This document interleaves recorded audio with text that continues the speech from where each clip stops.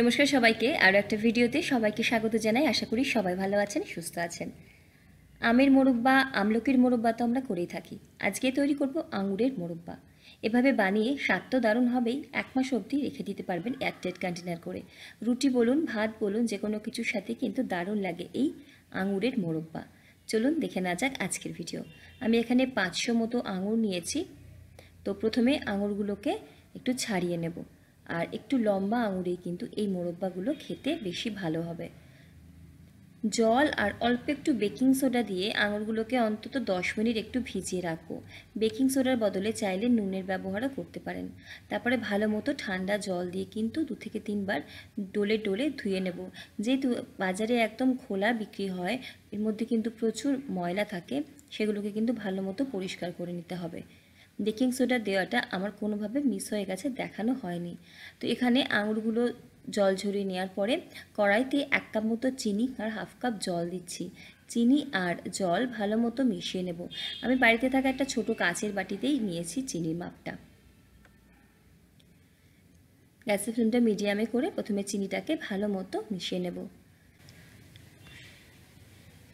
চিনি ভালো মতো যখন মিশে যাবে আর রসটা ফুটে উঠবে, একটা ছোট দারচিনির টুকরো, 2টো লবঙ্গ আর 2টো ছোটো এলাচ দিচ্ছি।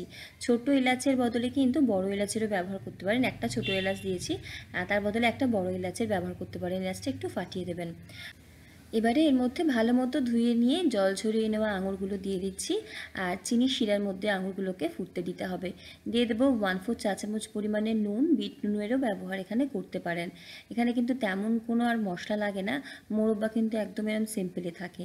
নুনটা দিয়ে ভালো মতো মিশিয়ে নিয়ে গ্যাসের ফ্লেমটাকে লোতে রেখে ঢাকা দিয়ে আমাদের বেশ কিছুক্ষণ ধরে কিন্তু জাল দিয়ে নিতে হবে। অন্তত 4 থেকে 5 মিনিট লো ফ্লেমে রেখে দেবো।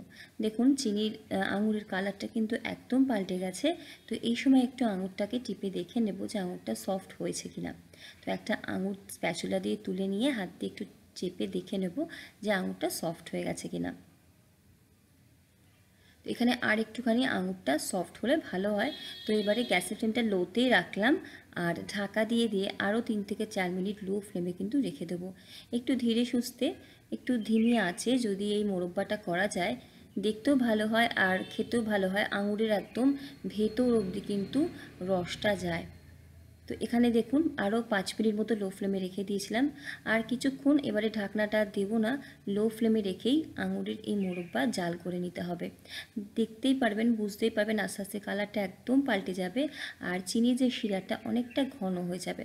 যখন চিনির শিরাটা অনেকটা ঘন হয়ে যাবে, নামানোর আগে 1/2 পাতিলেবুর রস দেবো। এতে ফ্লেভারও ভালো হয় আর চিনির যে শিরাটা সেটা কিন্তু জমে যায় না।